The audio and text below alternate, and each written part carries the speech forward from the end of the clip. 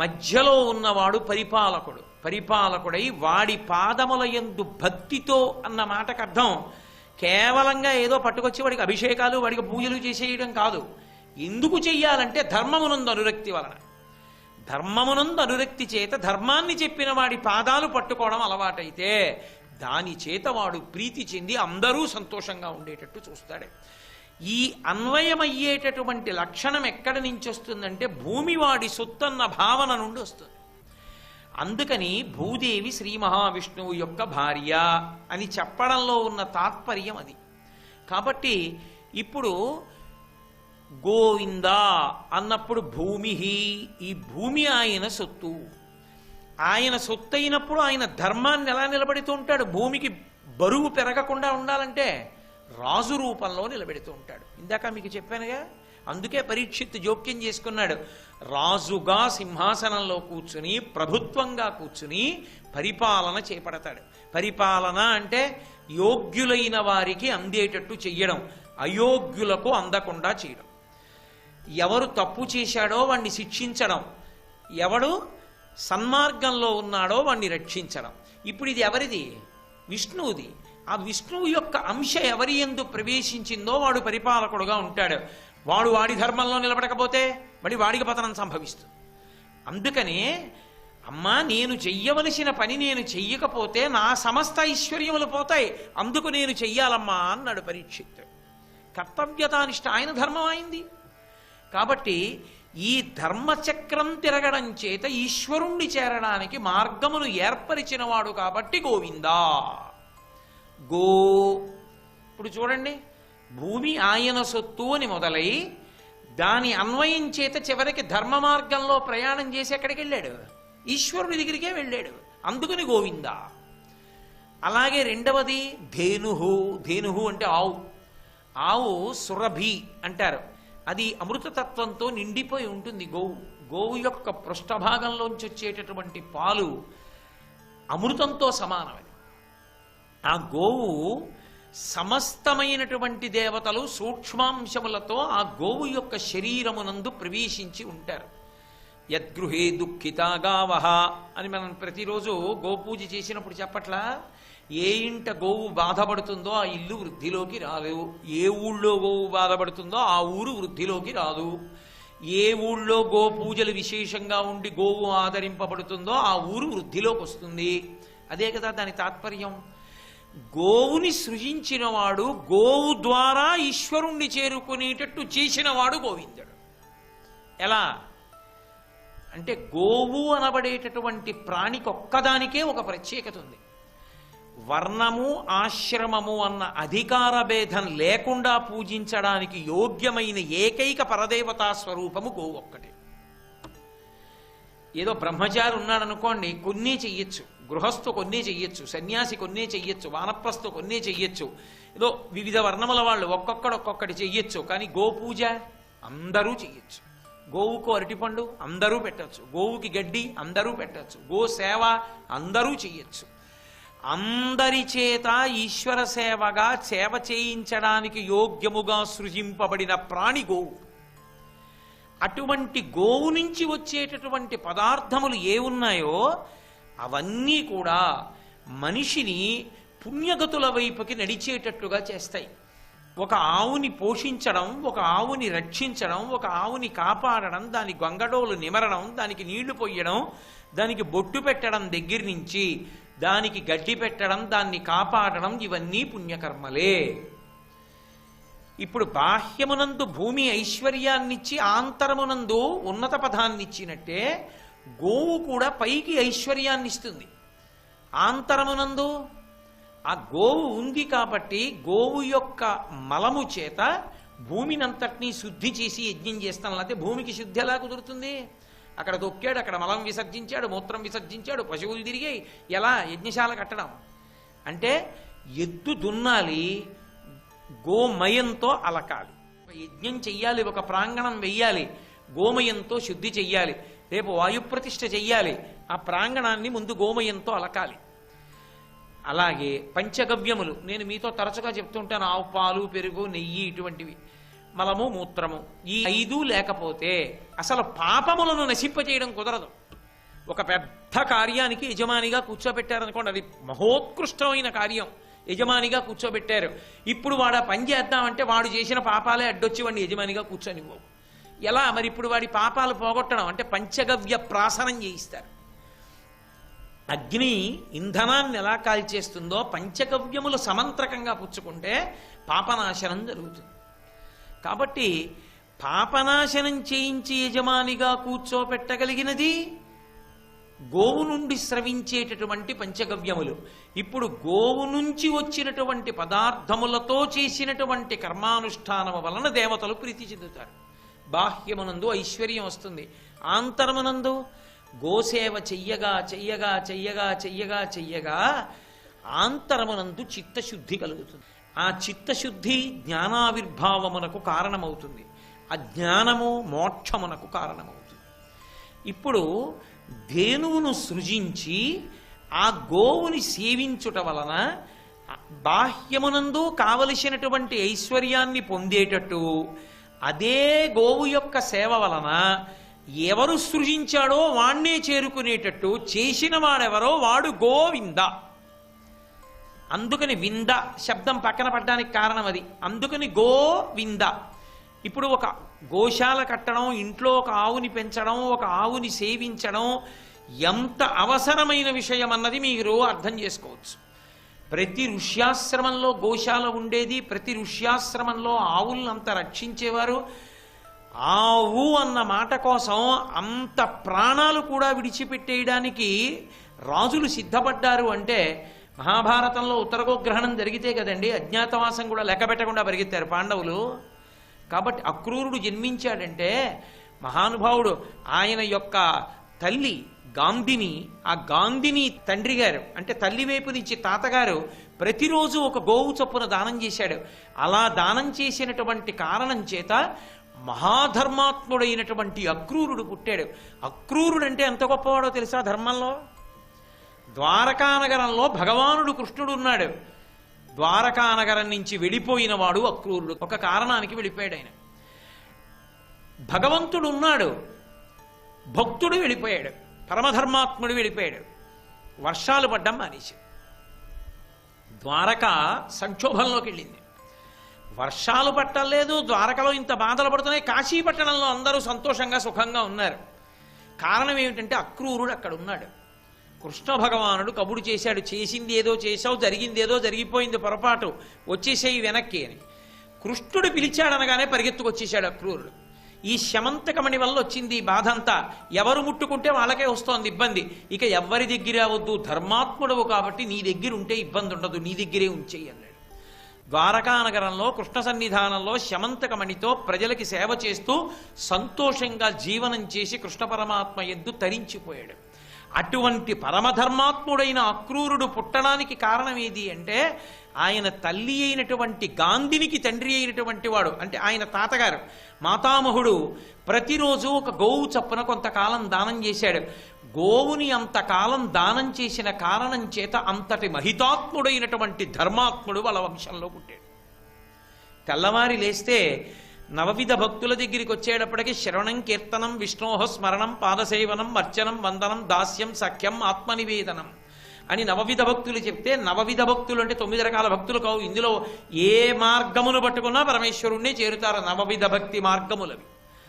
అందులో ఒక్కొక్క దాన్ని పట్టుకుని ఒక్కొక్కళ్ళు తరించిపోయారు. శ్రవణం పరీక్షిత్తు, కీర్తనం శ్రీశుకుడు, స్మరణం ప్రహ్లాదుడు, పాదసేవనం లక్ష్మీదేవి, అర్చనం పృథుమహారాజు, వందనం అక్రూరుడు, దాస్యం హనుమ, సఖ్యం అర్జునుడు, ఆత్మనివేదనం బలిచక్రవర్తి. ఒక్కొక్క మార్గంలో ఒక్కొక్కరు తరించిపోయారు, భగవంతుణ్ణి చేరిపోయారు. అందులో నమస్కారమునకు అక్రూరుడు నవవిధ భక్తి మార్గములలో. అటువంటి మహాపురుషుడు పుట్టడానికి కారణం గోసేవ, గోదానం. కాబట్టి గోసేవ, గోదానము, గో పూజ ఉత్తినే పోయేవి కావు. అవి సర్వకాలముల యందు కాపాడతాయి. అంతవరకు ఎందుకు అసలు వెంకటేశ్వర స్వామి వారి అవతార ప్రకటనమవడానికి కారణం విసిరినటువంటి గొడ్డలి గోవు రూపంలో ఉన్నటువంటి బ్రహ్మగారి మీదకి వెళ్ళి పడుతున్నప్పుడు కదా గోవు తన కళ్ళ ముందు చెనకపడకూడదని వాల్మీకంలో ఉన్నవాడు తటాలను పైకొస్తే ఆ గొడ్డలి వచ్చి ఆయన తలకి తగిలితే సప్తతాళ ప్రమాణైన రక్తస్ఫూర్తి రభుస్తథా 7 తాటి చెట్లంత రక్తం పెరిగింది. అంటే అంత రక్తం తనది పైకొచ్చినా సరే ఒక గోవుని రక్షించడానికి వెంకటేశ్వరావతారం పైకొచ్చి. కాబట్టి గోవింద ఆవుని కాపాడితే, ఆవుని సేవిస్తే బాహ్యమునందు ఐశ్వర్యము, ఆంతరమునందు ఆ గోసేవా ఫలిత రూపముగా చిత్తశుద్ధి, దాని వలన మోక్షము, జ్ఞానాన్ని పొంది ఇవి ఇవ్వగలిగినటువంటి వాడెవరో వాడు గోవిందుడు. కాబట్టి గోవిందా గోవిందా గోవిందా అని అనుకోవడం వల్ల ఏమొస్తుంది అంటే ఇవేవి మనకి అతీతంగా ఎక్కడో ఉన్నటువంటివి కావు. కామధేను వస్తుంది, కల్పవృక్షం వస్తుంది అని చెప్పక్కర్లేదు. మన కళ్ళ ముందు తిరుగాడుతున్నవి. భూమి మీద నిలబడకుండా ఎవడుంటాడు? ఆ భూమి పట్ల పవిత్ర భావన పెరగడమే పరమేశ్వరుణ్ణి చేరిపోవడానికి మార్గమైపోతుంది. ఇది ఇవ్వగలిగినటువంటి నామము గోవిందనామము. ఎందుకని? ఎవరు పేరు పెట్టి పిలుస్తున్నామో వాడికి ఇది ఇచ్చే లక్షణం ఉంది అని శాస్త్రం చెప్తోంది. కాబట్టి అందుకని గోవిందా.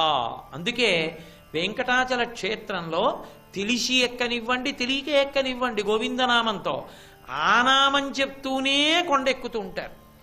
కారణం గోవింద అన్నప్పుడు గో అంటే ఇంద్రియములు, వింద అంటే వాటి ద్వారా ఆయన్ని చేరవచ్చు, లేదా అవి ఆయనవై ఉన్నవి, వాటి పట్ల జాగరూకత, రక్షణ భావము ఈశ్వరుణ్ణి చేరడానికి కారణము.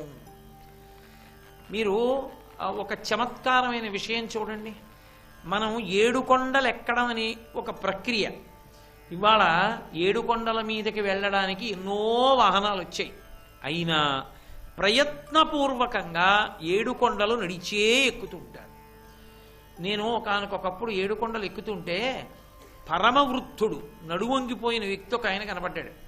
కనపడితే ఆయనతో దాటి వెళ్ళిపోతూ ఆయన దగ్గర ఆగి నేను చమత్కారంగా అన్నాను, ఇంత వయసు వచ్చేసింది కదా స్వామి, మీరు ఇప్పుడు కూడా కొండెక్కాలా?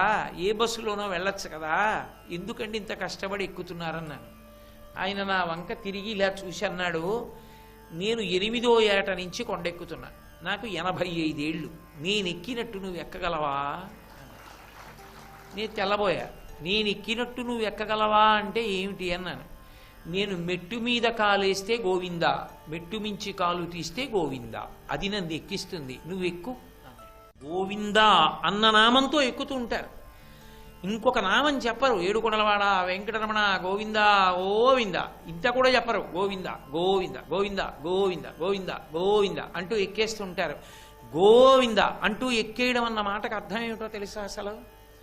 అసలు గోవిందా అన్న నామంతో ఎందుకు ఎక్కుతారంటే కొండ అదే ఈశ్వరుడి దగ్గరికి చేర్చేస్తుంది ఆ నామం. ఎలా అంటారేమో, గో అంటే ఇంద్రియములు. ఇంద్రియములకు సాధారణంగా ఉండే లక్షణం ఏమిటంటే పతనం చేస్తాయి.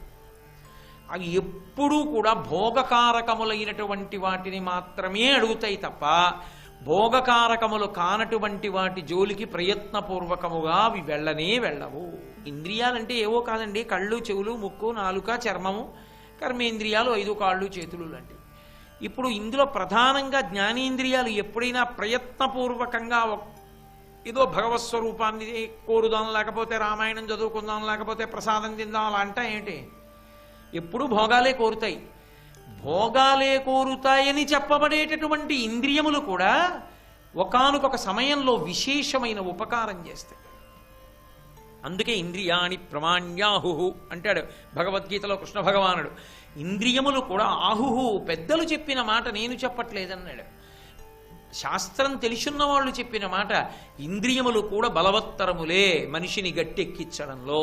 ఎలా? ఒక కారణం చేత గట్టెక్కిస్తాయి. ఎలా గట్టెక్కిస్తాయంటే, ఇంద్రియములు భోగములను అపేక్షిస్తాయి.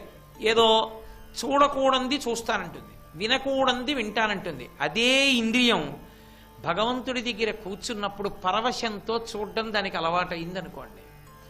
అదే చెవి మంచి విషయాలని విని లోపలికి పంపించడం మొదలుపెట్టింది అనుకోండి. అదే ముక్కు భగవంతుడికి నైవేద్యం పెట్టినటువంటి ప్రసాదం నుంచి వచ్చిన వాసన, వెంకటేశ్వర స్వామి వారికి అలంకారం చేసిన తోమాల నుంచి వచ్చిన వాసన, ఈ రెండిటికి మురిసిపోవడం దానికి అలవాటు అయిపోయింది అనుకోండి. ఇప్పుడు కన్ను ఇంతదే కావచ్చు, కనుగుడ్డు ఎంత ఉంటుందండి? ఇంత ఉంటుంది.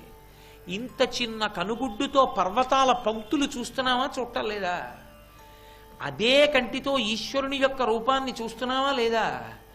ఆ ఇంద్రియములు పుణ్య సముపార్జనకు, చిత్తశుద్ధి కొరకు ప్రవర్తించడానికి కావలసిన హేతువుని కూడా ఏర్పాటు చేస్తాయి. రెండు ఆంతర ప్రక్రియ ఏమిటో తెలుసా? కొండ ఎక్కడానికి ఇంద్రియాల గురించి ఆలోచించడానికి ఓ సంబంధం ఉంటుంది. మీరు బాగా పట్టుకునే ప్రయత్నం చెయ్యాలి. కొండ ఎక్కడం మొదలుపెట్టాడు ఎందుకు? కొండెక్కడం ప్రయోజనమా, వెంకటేశ్వర స్వామి దర్శనం ప్రయోజనమా? వెంకటేశ్వర స్వామి దర్శనం ప్రయోజనం. ఎంతసేపు కొండెక్కుతావు? వెంకటేశ్వర స్వామి వారి యొక్క దర్శనం అయ్యే వరకు కొండెక్కుతావు కదూ. ఆ క్రమంలో కొండెక్కుతూ ఒక్కొక్క కొండ గోవింద గోవింద గోవింద గోవింద అంటూ దాటుకుంటూ ఆనందనిలయంలోకి వెళ్ళిపోయావు. ఎదురుగుండా వెంకటేశ్వరుడు కనపడ్డాడు. ఏం చేస్తావు ఇప్పుడు? ఇక వెళ్ళవు, ఇక కదలవు కదూ. నిలబడిపోతాం. నిలబడిపోయి ఏం చేస్తాం? ఆయన వంక అలా చూస్తూ నిలబడిపోతాం తప్ప ఆయన్ని కూడా దాటి వెళ్ళిపోతాం ఏమైనా. అందుకే ఇక గర్భాలయానికి వెనకగోడ తప్ప ఇంకేం ఉండదు, ద్వారం ఉండదు. ఆయన్ని దాటి వెళ్ళడానికి ఇంకేం లేదు, అదే హద్దు. అక్కడికి వెళ్ళి నిలబడిపోతాం. అక్కడికి వెళ్ళి నిలబడిపోవడానికి ఆయనని ఎవరైనా తెచ్చారా? ఆయన అక్కడ నించున్నాడా? కొండ కాదు ఆయన ప్రధానం, ఆయన నించున్నాడు అక్కడ. ఆయనని ఎవరూ తెచ్చి పెట్టలేదు. నకృతం దైవ సంఘైశ్చ నకృతం విశ్వకర్మణ స్వేచ్ఛయా క్రీడతి తత్ర ఇచ్ఛారూపం విరాజిత అని. ఆయన్ని విశ్వకర్మ చెక్కలేదు, ఎవరు దేవతలు ప్రతిష్ఠ చేయలేదు. ఆయనంత ఆయన అలా నిలబడి ఉన్నాడు. ఇప్పుడు ఆయన దగ్గరికి వెళ్ళగానే ఇక వెళ్ళవలసిన అవసరం లేకుండా నిలిపోతున్నాం. అది ఆ కొండ ఎక్కేటటువంటి ప్రక్రియలో ఆయన దగ్గరికి వెళ్ళి ఆగిపోవడం ఎలా ఉంటుందో, తెలిసో తెలియకో కొండ ఎక్కుతున్నప్పుడు గోవింద గోవింద గోవింద గోవింద అంటూ ఎక్కుతాం కదూ. అది లోపల గోవిందాగా ఎలా మారుతుందో తెలుసా? ఒక సాధనగా మారుతుంది. ఇంద్రియములకు బలం ఎక్కడిది? ఇంద్రియముల వలన భోగము, ఇంద్రియముల వలన స్పృహ ఎందుకు కలుగుతాయి? ఇప్పుడు ఒక కన్ను చూసిన దాన్ని పట్టుకుంది అంటే ఎవరితో కలిస్తే పట్టుకుంటుంది? కన్ను మనసుతో కలిస్తే. కన్ను చూసిన దాన్ని మనసు పట్టుకుంది అనుకోండి, ఇప్పుడు చూసినది లోపలికి ముద్రణ పొందుతుంది, చేరుతుంది. ఇప్పుడు మనసు దేని వల్ల ప్రకాశించి పట్టుకుంది? ఇంద్రియం యొక్క శక్తిని. ఇంద్రియం చూసిన దాన్ని మనసు ఎలా పట్టుకుంది? మనసు వెనక ఉన్నటువంటి బుద్ధి యొక్క తేజస్సు వలన. బుద్ధి మీదకి కాంతి ఎక్కడిది? ఆత్మ నుండి వచ్చినటువంటి తేజస్సు. ఆత్మ కాంతి బుద్ధి మీద పడింది, బుద్ధి కాంతి మనసు మీద పడింది, మనసు కాంతి ఇంద్రియముల మీద పడింది. ఇప్పుడు పైనుంచి కిందకి చూస్తూ వస్తున్నాయి.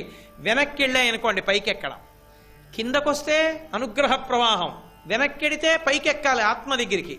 ఎక్కాలంటే ఇంద్రియములకు ఈ లక్షణం ఎక్కడిది? ఈ శక్తి ఎక్కడిది? కన్ను ఎలా చూడగలుగుతోంది అసలు? ఇంత ఉంటుంది కదా, ఇది ఇన్నిటిని ఎలా చూస్తోంది? నానాఛిద్రఘటోదర స్థిత మహాదీప ప్రభాభాస్వరం జ్ఞానం యస్యతు చక్షురాదికరణ ద్వారా బహిస్పందతే జానామీతి తమేవ భాంతమనుభాత్యేతత్ సమస్తం జగత్ తస్మై శ్రీ గురుమూర్తయే నమ ఇదం శ్రీ దక్షిణామూర్తయే అంటారు శంకర భగవత్పాదులు. ఓ కుండకి 9 కన్నాలు పెట్టి దీపం పెట్టి కుండ ఓర్లించాం అనుకోండి, కాంతి పైకి వస్తూ ఉంటుంది. ఎవరిది కాంతి? కుండదా, కన్నాలదా, దీపాందా? దీపానిది. అలా ఇంద్రియములు, కన్ను చూడగలుగుతోంది అంటే చూడగలిగినటువంటి శక్తి కంటికి ఎక్కడి నుంచి వచ్చింది? మనసు యొక్క కాంతి ఇంద్రియం మీద పడింది. మనసుకెక్కడిది? బుద్ధి నుంచి వస్తోంది. బుద్ధికి ఎక్కడది? ఆత్మలోంచి వస్తోంది. ఇప్పుడు కింద నుంచి పైకెక్కినప్పుడు ఇంద్రియములకు శక్తి ఎక్కడిది? మనసు. మనసుకెక్కడిది? బుద్ధి. బుద్ధికి ఎక్కడిది? ఆత్మ. ఇది వెనక్కి వెళ్ళడం, పైకి ఎక్కడం, కిందికి రావడం, అనుగ్రహ ప్రసారం జరగడం. దాని వలన సద్వినియోగం చేసుకుంటావో దుర్వినియోగం చేసుకుంటావో, బుద్ధితో ఈశ్వరుడు ఇంద్రియాలు ఇచ్చేశాడు. ఎలా ఉండాలన్నది మన ఇష్టం. ఆ పైన పాపము పుణ్యముగా అది ఈశ్వరుడు రాసుకుంటాడు. దీపము అంటే కాంతి, కాంతి అంటే దీపము. అవి రెండు పరస్పరం ఒకదాన్నొకటి ఆశ్రయించి ఉంటాయి. అలా ఎక్కడి వరకు వెళ్ళి ఆగిపోతాం? ఆత్మ వరకు వెళ్ళి ఆగిపోతాం. గోవింద గోవింద గోవింద గోవింద అంటూ కొండలు ఎక్కడం అంటే ఏమిటి దాని అర్థం? గో అంటే ఇంద్రియములు, ఇంద్రియములకు పరిపాలకుడు ఆయన. ఇప్పుడు ఆయన ఇచ్చిన ఇంద్రియములు కాబట్టి ఆయన ఎందుకు చెప్పారో అందుకు వాడుకోవాలి ధర్మం. అసలు ఈ ఇంద్రియాలకి శక్తినిచ్చిన వాడెవరు? ఈశ్వరుడు. ఆయన ఇచ్చాడు కాబట్టి, జ్ఞానేంద్రియములకు శక్తి ఉంది కాబట్టి తరించడమా పాడు చేసుకోవడమా మన అదృష్టం. కళ్ళతో ఈశ్వరుని చూస్తావా, చెవులతో రామాయణం వింటావా, నాలుక మీద ప్రసాదం వేసుకుంటావా, ముక్కుతో తోమాల వాసన చూస్తావా, నీ ఇష్టం. ఇంద్రియములను ఎవడిచ్చాడో ఆ ఇంద్రియములను దేనికి వాడాలో, అలా వాడకపోతే ఏది ప్రమాదమో తెలియజెప్పేవాడు కూడా వాడే. గోవిందా గోవిందా గోవిందా గోవిందా అనగా అనగా అనగా ఎవరూ జయించి నియమించి వశం చేసుకోలేని ఇంద్రియములు తనకి వశవర్తి అయ్యేటట్టుగా శమదమాదులు పెరిగేటట్టు ఆ గోవిందుడే చేస్తాడు. ఇప్పుడేమవుతుంది? విచ్చలవిడిగా తిరగవు ఇంద్రియాలు. ఇంద్రియాణి బలిష్టాని ననియుక్తాని మానద అపక్వస్య ప్రకుర్వంతి వికారాం స్థాననీకషః అంటాడు మహానుభావుడు. దేవి భాగవతంలో వ్యాస భగవానుడు. వ్యాసుడంటే ఎవరు? నారాయణుడే. సర్వం శ్రీ ఉమామహేశ్వర పరబ్రహ్మార్పణమస్తు. స్వస్తి.